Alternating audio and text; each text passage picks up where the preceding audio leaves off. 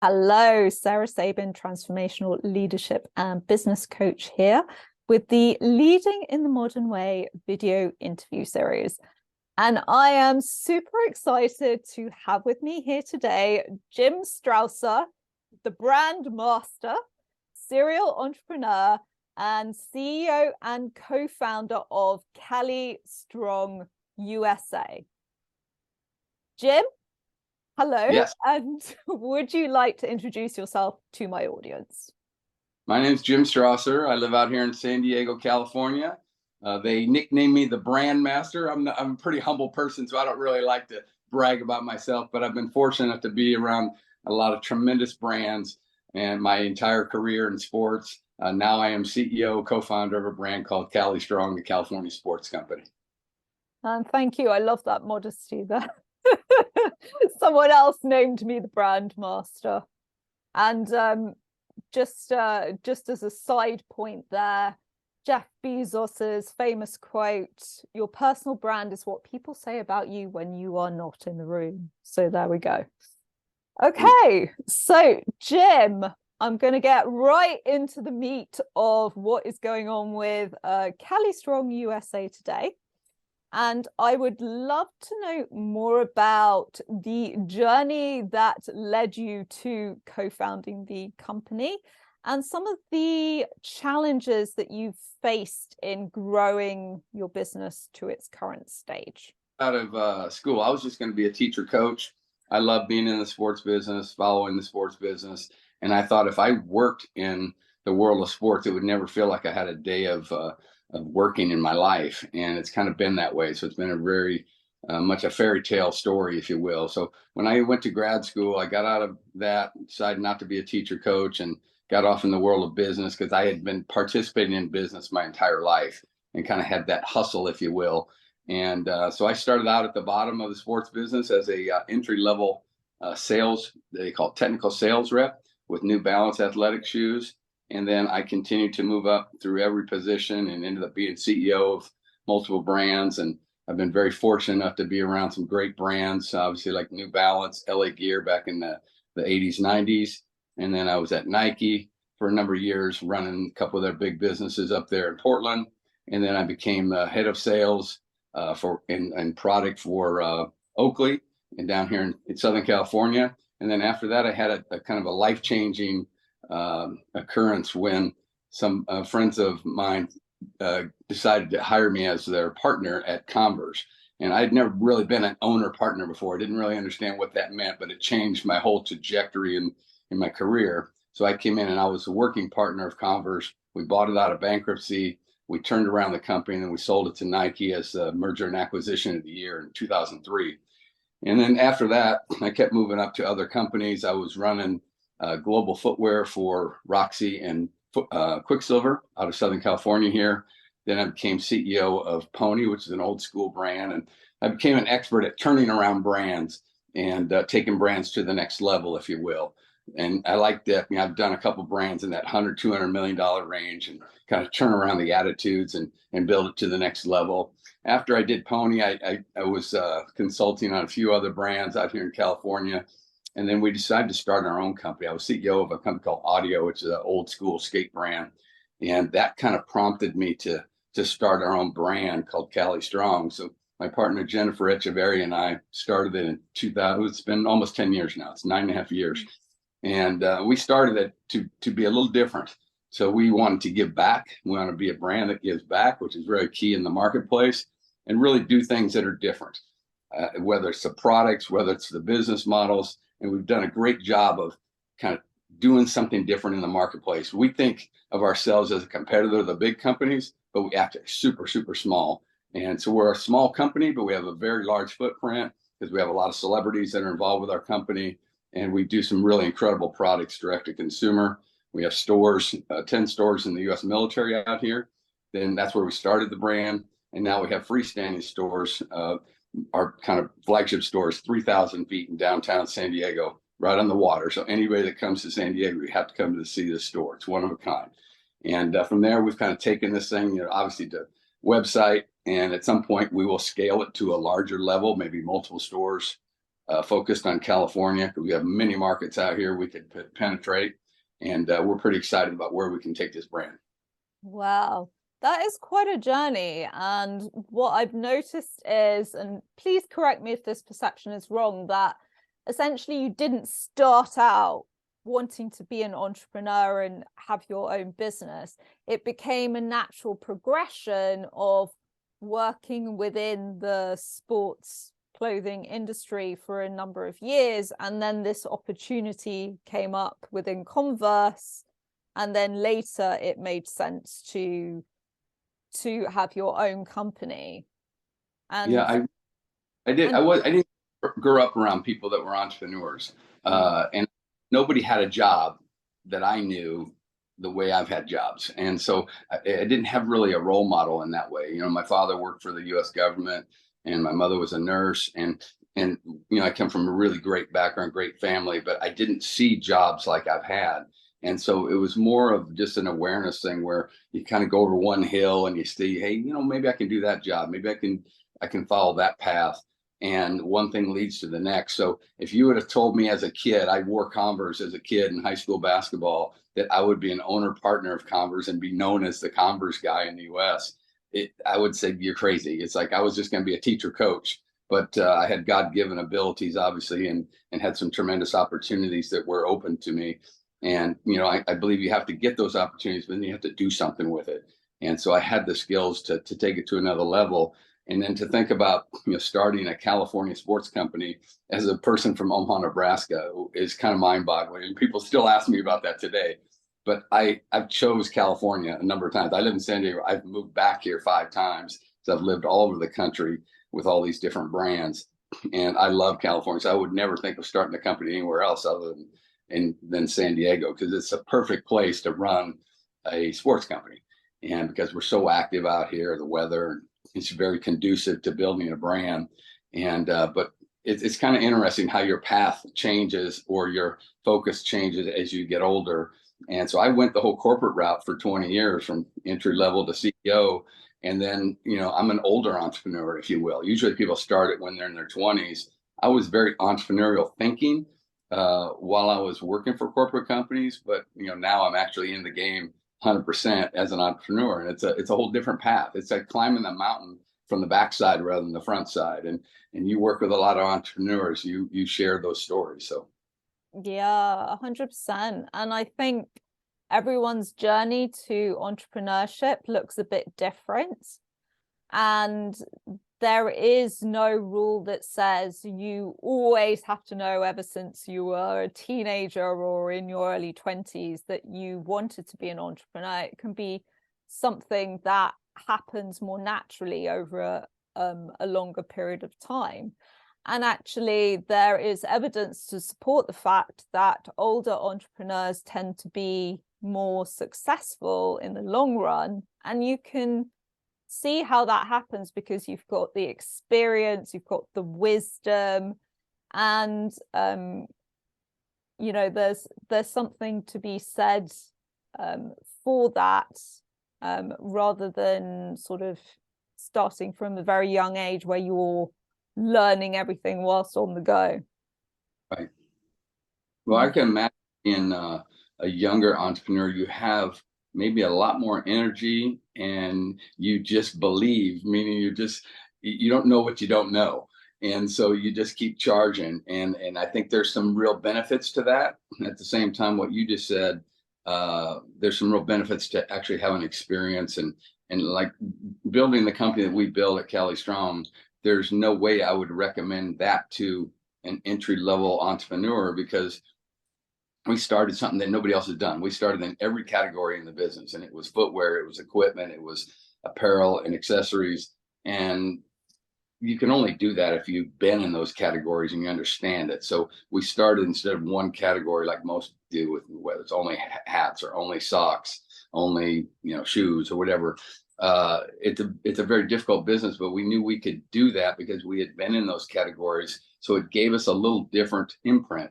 But I still deal with the same, you know, small company issues that everybody deals with. You're always worried about, okay, can we do this, or how do we grow this company, and what kind of money do we have to grow the company? So there's always factors that you deal with, and it doesn't matter whether you're 20 or 50 or 60, you still deal with the same entrepreneurial issues, building a brand and building a small company into a mid-sized to a large company. Yeah, 100%. I think there can also be a misconception that when you get to a certain level, suddenly the problems and challenges stop, and that's never the case. There's just a different quality of problem at each level, or it's not even a problem, it's challenges or obstacles that you have to overcome. Right. And I would love to know, how have the quality of your challenges evolved over 10 years, comparing the beginning to where you are now? That's a great question, because when you're first starting, you're like, okay, we've got a plan, we've got ideas, and you have 100% optimism. You're just like, wow, okay, this is kind of fun. And like when Jen and I decided to start this company, we were in Berlin, actually, so we were close to you, and we were at a trade show, and we saw that the company that I was running at the time was going to be changing. There's a lot I won't get into that, but there's a lot of factors that were coming at us. And we said, you know what, we need to go control our own destiny. Let's start a brand. And so you kind of write it down on the napkin, share ideas. And we were talking about starting it, within 3 to 5 years. We started it after, I think, a year and a half. And the next thing you know, you're in the game. And when you're in the beginning, it's very easy to me. At the same time, it's difficult, but you're so full of optimism. To me, you're just testing your ideas. And so you come up with your concept, you come up with your products. And for us, it was a launch of whatever it was 10 years ago at the holiday season. And you don't know if it's going to work or not. And you're kind of like, yeah, okay, if it works, great. If it doesn't, we're going to have to shift gears. And so it worked. And so I always tell people, you have to go test your ideas. Otherwise, it doesn't mean anything. And if the consumers don't embrace it, if you're in the consumer space. And we happen to have our products be accepted. And now it creates another level. And it's like, okay, now we can feed that beast. But after you grow for a while, all of a sudden it's like, okay, we got a real business here, and we have to get a little more serious about it, get a little more involved. And obviously we're going to have money to finance the new growth that we want to do. And you always have to come up with the next level of success, if you will, because when you're first starting out, it's the initial success. So you're building kind of your initial product line. And then all of a sudden it's like, oh, wow, this is happening. Now we need to start thinking about line planning, be a little more formatted with our organization. And it takes you to a whole nother level, but that's the exciting part of it too. Yeah, 100%. And getting into the topic of leadership, right? How would you define strong leadership, and how do you see it impacting the growth of your company? That's a great question, because leadership, we've all had a number of different leaders. And for myself, I like to lead the way I like to be managed, if you will. And I've had some leaders in the past that are like that drill sergeant that are just like, you're no good and you got to keep driving, and they just want to hammer you over and over and over. And I was always extremely successful because I came up through sales. So I didn't need anybody to motivate me. It's like, just give me the task, tell me what the goal is, and I will exceed that goal. I don't need somebody behind me driving me and kind of being that drill sergeant mentality. And so I look at it as, when I lead, I lead by example. So I lead as, okay, I'm never going to give you a task that I wouldn't do and haven't done. I said, but I want the best people in my organization, and say, here's the task, you go do it. Now you may find a different way than me, and that's fine. Just get the job done. And so I don't want it to be, hey, it's my way or the highway.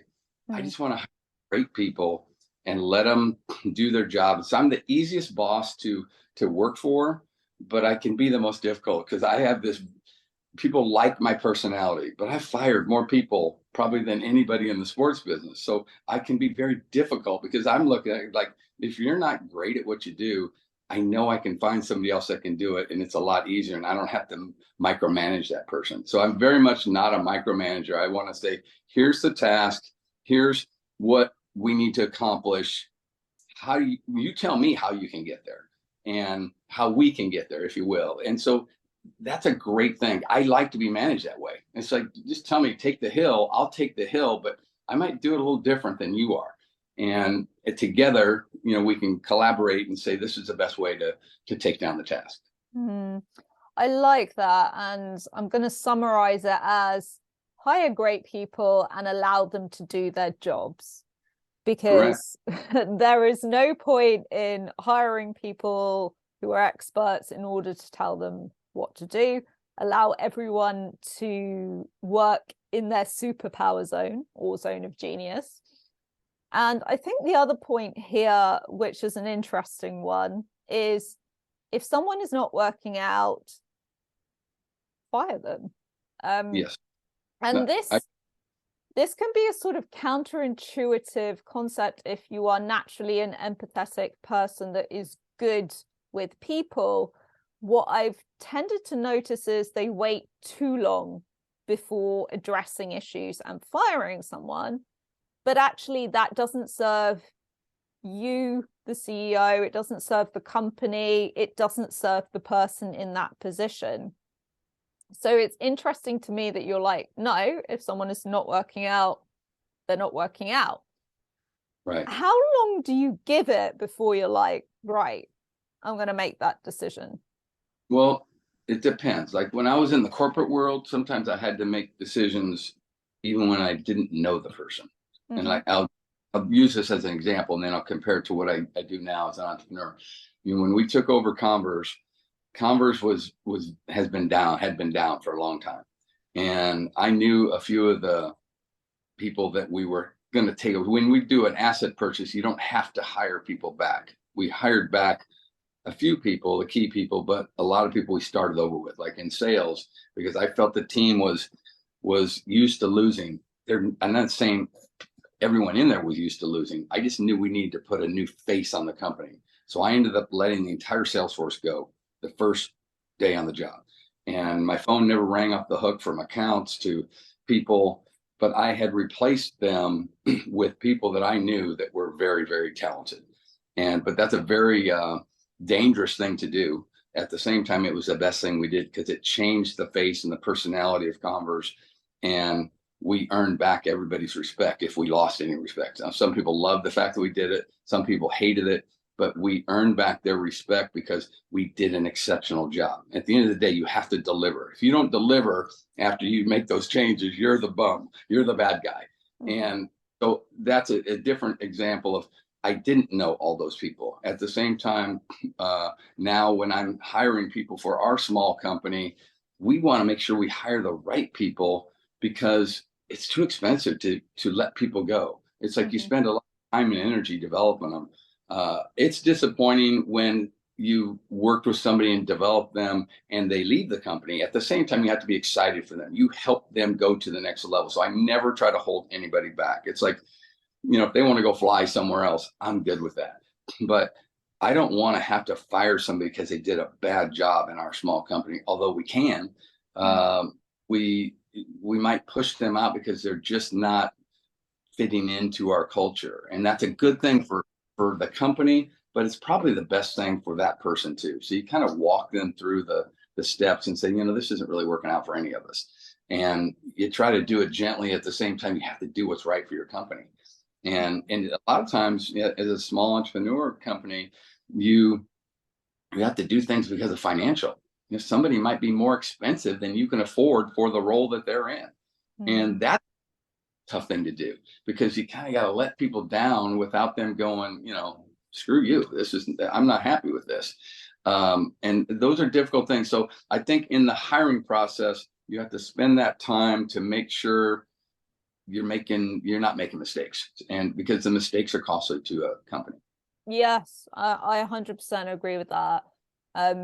From a culture perspective, making sure that someone is aligned from a values level is really important to do right at the beginning, and also to put that forethought into who you're hiring and why you're hiring, rather than just saying, hey, we need someone with this particular job title, without actually thinking, well, what is the function that we want this person to perform? Right. I think you're absolutely right. So I'd love to know how you personally have invested in yourself as a leader, and what steps you take to evolve and grow in your role. You know, as a leader, I think I've been given some God-given abilities. I do business. I approach business like a teacher coach. And so that's background. So it's like when everybody says, well, have you gone to all kinds of business training? No, I really haven't. I'm in the people business, and teachers and coaches are in the people business. So that's how I lead. Now, if I'm a people person, I still need to be educated on things. So I read books and I listen to podcasts and I follow other leaders and I see things that I might like or dislike. But at least you're aware of those things. But I'm not a big proponent of, hey, let's go to this training and that training. Like when I work at Nike, we went to a lot of training courses, and they don't, to me, they don't do a lot. It was more about be a people person. And I like to hire people that are people oriented, because you can train them and guide them into things that are good for your company. I like that emphasis on the leader as a coach, which is me paraphrasing what you've said, because being a people person means that essentially you know how to get the best out of other people, and a team of people working together to their optimal capacity is, part of success. So developing that people side is super important, and to be on top of that every day. Yeah, definitely. One final question, and I challenge you to answer it in a couple of sentences if you can. If you could go back in time, what one piece of advice would you tell your 20-year-old self?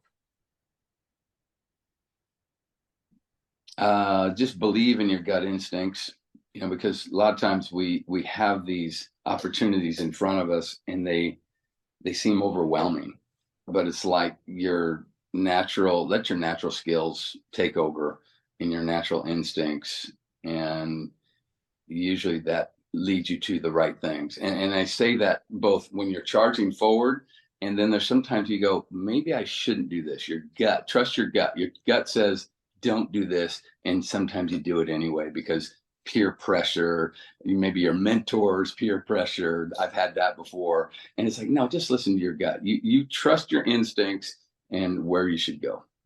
Yes, I love that. And a question I quite often like to ask people is, tell me a time when you went against your gut instinct and it went really well for you. And I'm yet to meet the person that was like, oh yeah, this wonderful thing happened when I went against my gut instinct. I don't have any where I went against my gut instinct. I had failure when I went against my gut instincts. I have a few of those stories, and those are not fun. They're not, you're like, okay, I learn out of this, because everything has to be a learning experience in life. And sometimes, you're like, I knew I shouldn't have done this, but I did it anyway, and I regretted it. But you can't beat yourself up. You have to look at it and go, okay, let's move on to the next thing and learn from that past experience. Yeah, which is another great point to end on. As long as you learn from your mistakes, they are all worthwhile. And I will finish on that note. So thank you, Jim, for this conversation today. I have loved it. And to anyone listening to this, I hope that you have loved it too. If you would like to be a part of the Leading in the Modern Way video interview series, please do reach out to me. Thank you, and bye for now.